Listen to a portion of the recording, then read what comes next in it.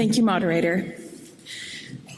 Back home in Saskatoon, where I live and where Gerald Filson grew up, members of the small Bahá'í community are actively involved in interfaith dialogue and cooperation. My experience has been that they carry a deep respect for the wisdom and gifts of the many different religions and cultures that make up our communities and our world. As a religious community that embraces great diversity, the Bahá'í are uniquely gifted to play a leadership role in interfaith conversation. We are fortunate to be able to welcome Dr. Gerald Filson to our General Assembly today. Gerald has been the Director of Public Affairs for the Bahá'í Community of Canada since 1993. He is currently a member of the Bahá'í National Governing Council, the spiritual assembly of the Baha'is of Canada.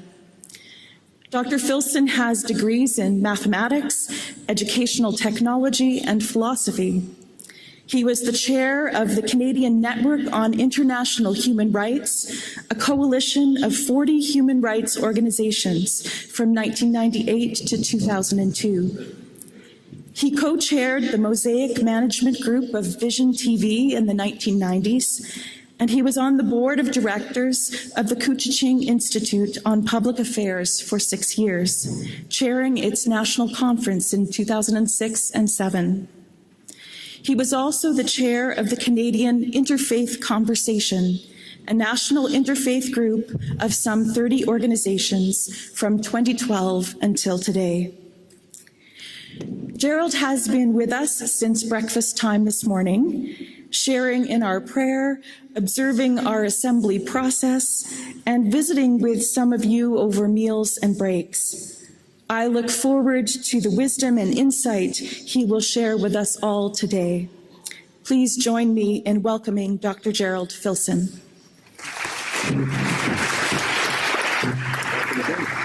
Thank you. Thanks very much, Amanda. And I've asked Amanda to tug my leg at a certain point because, as my wife and family knows, once I start talking, I sometimes have difficulty. I don't want to go over 10 minutes. You've got such important issues to discuss. So, moderator and participants in the General Assembly, it's a real honor, a genuine privilege to have been invited to speak with you. I held great respect for not only the Presbyterian Church and your representative of the Canadian Interfaith Conversation, Reverend Mark Tremblay, but it's really been the Christians of this country that have led the interfaith work over the past numbers of years. I want to talk a little bit about that, and then at the end, I'll talk a little bit about my own faith. But let me begin with a teaching of my faith, which I think will resonate with this group very well, and that is the founder of my faith, Baha'u'llah, says, consort with the followers of all religions, with a spirit of friendliness and fellowship. And that's a teaching that Baha'is hold very dear to their hearts, and I think it's also one that Christians do, and they certainly do in Canada. And I'll give you an example. In 2010, when the G8 and G20 were meeting in downtown Toronto, and there was all sorts of attention on the protesters and all the various issues around that, in Winnipeg, at the University of Winnipeg, a very strong man of Christian faith, Dr. Lloyd Axworthy, president of the University of Winnipeg, gave his campus over to what we called then the G8, G20 Religious Leaders Summit. It was the Canadian Council of Churches, an organization you belong to, that led the way in welcoming into that Religious Leaders Summit in Winnipeg at that time all of the faiths of Canada. It was really the leadership of the Canadian Council of Churches. There had been religious leaders summits at various G8 meetings from 2005 onward, but they were dominated by the dominant religions of Japan and Russia and Great Britain and Germany and France and so on, the members of the G8. But what the Canadian Council of Churches did early on, 2 years before 2010, they opened the doors and invited all of the smaller religious communities in Canada to work with them on that Religious Leaders Summit. And it was a tremendous success. The media paid no attention to it. But it was a success of religious solidarity. There were religious leaders from all of the G8 and many of the G20 countries, from Africa, South America, Asia, And it was because of the fundraising leadership of the Canadian Council of Churches and all of the work that the other religious community of Canada did. And I think it's a credit to the Christians of this country that they have been so welcoming to the other religious communities that have come here, many of them immigrant communities. Now, John Ralston Saul, in an excellent editorial a few weeks ago, made the point that it was the Aboriginal people who set that standard. It was their spirituality that opened the doors to Europeans. But it is a tradition which you folks have held up. It's a tradition that we hope that all of the religions of Canada hold up, that this is a country that models for the world a welcoming and an open door policy where we can all work together. Interfaith work as the world collapses in on itself, and cultures and ethnic groups and religions that never knew each other generations before are encountering on a very intimate, private, intimate basis in our workplaces, in our schools. It's critical that we develop interfaith relations, and that's why I'm sending this message out to you to continue to support both your Canadian Council of Churches and your ecumenical Christian work, but also in a wider sense, the interfaith work going on. Now, because of that G8, G20 Religious Leaders Summit held at the University of Winnipeg in 2010, the religious communities of Canada decided to work together, and we formed an organization called the Canadian Interfaith Conversation. We call it the Interfaith Conversation rather than Interfaith Council or Interfaith Committee, because we don't even consider ourselves members. We don't want to lock ourselves into that kind of an organization. We call it a conversation where we simply come together every 3 months and we have conversations about who we are, what we believe are important in this country. And already we've had a number of important statements that we've all been able to agree upon. We sent a statement, a resolution to the Quebec government when they were held the public debate on the hijab question, on the head covering question. We are all united in opposing that, in supporting religious freedom. We sent just a couple of months ago, before the March 31st deadline of the Truth and Reconciliation Commission, call to action number 48 and 49. The people who participate in the Canadian Interfaith Conversation signed a letter of agreement back to the Truth and Reconciliation Commission, basically supporting call to action number 48 and 49. And I think it's in this way that we can show secular Canada that religion is there in the public sphere, that religion is an important factor in the public sphere of Canada and in the life of this country. Now, in the coming year, it's 2017, the 150th anniversary of this country.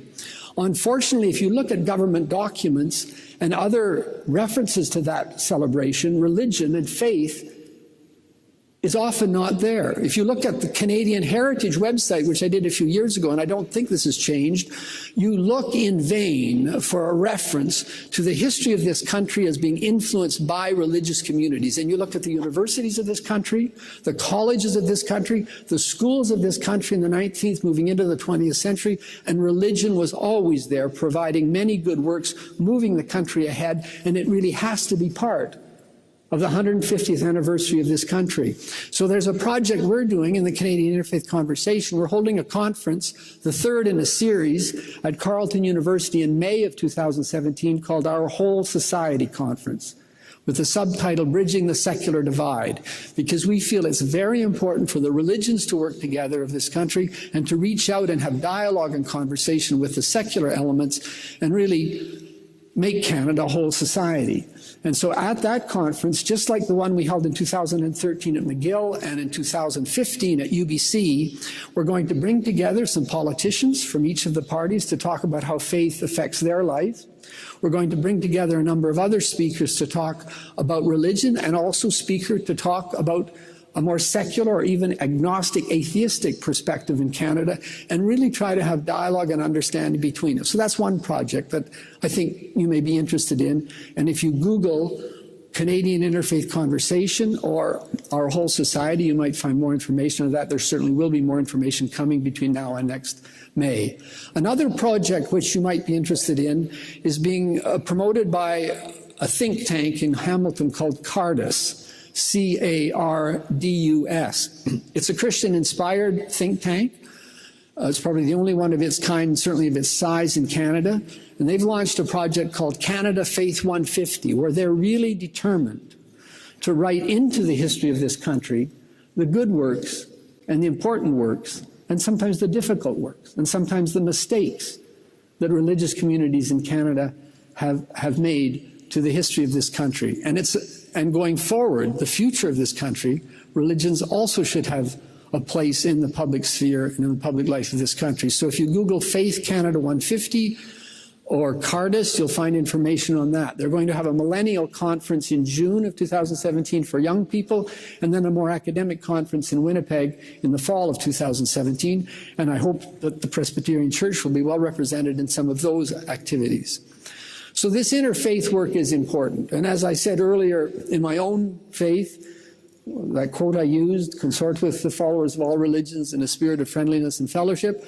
As you know better than I, although I was also brought up in a Christian home and credit my early Sunday school training in the United Church at the time with much of what I believe about religion, there are many principles in the Bible that confirm that same story. Love thy neighbor as thyself, and so on. It's been the religious communities, particularly the Christian community, that's reached out to help the Syrians and done so much good development work, as we saw in that last presentation. Some other teachings of the Baha'i community, though, that I want to end on, just for those of you who don't know us and aren't familiar with us. Some of you may have visited the Holy Land, and if you do visit Jerusalem and the Sea of Galilee and the Christian spots, do go over to Haifa, because our world center is in Haifa on Mount Carmel.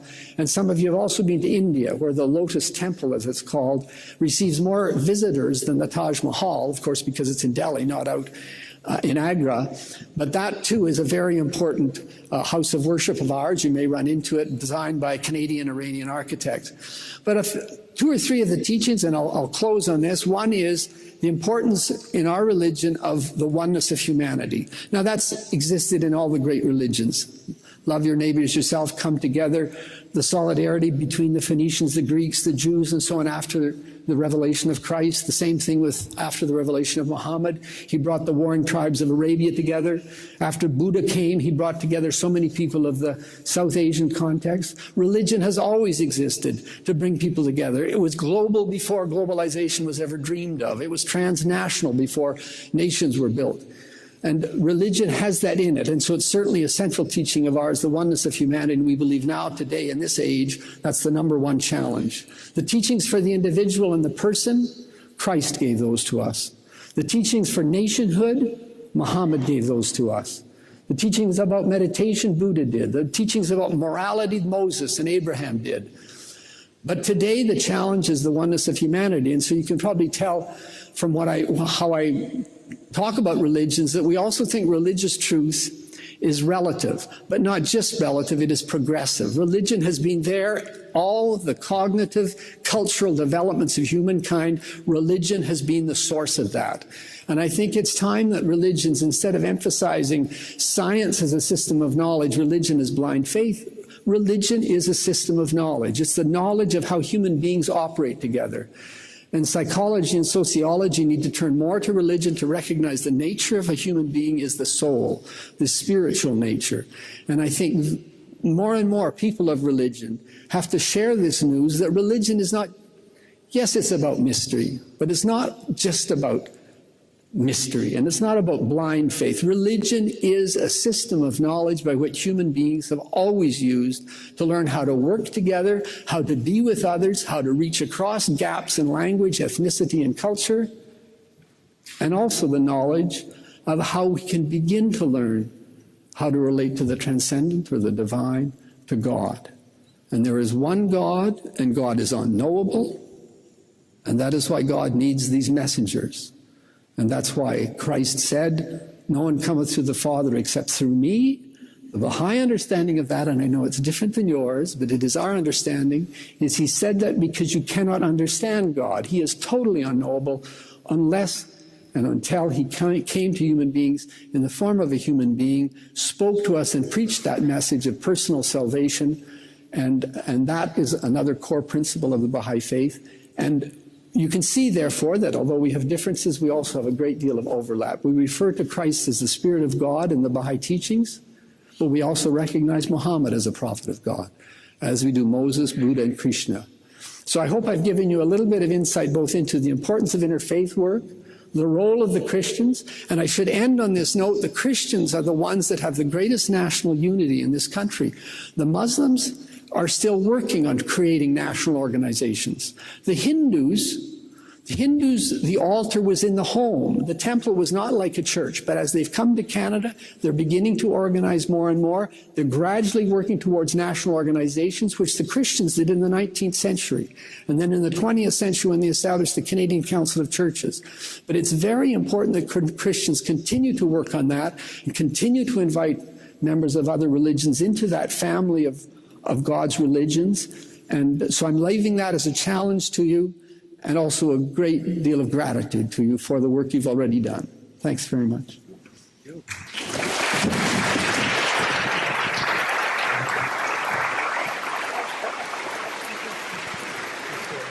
Thank you.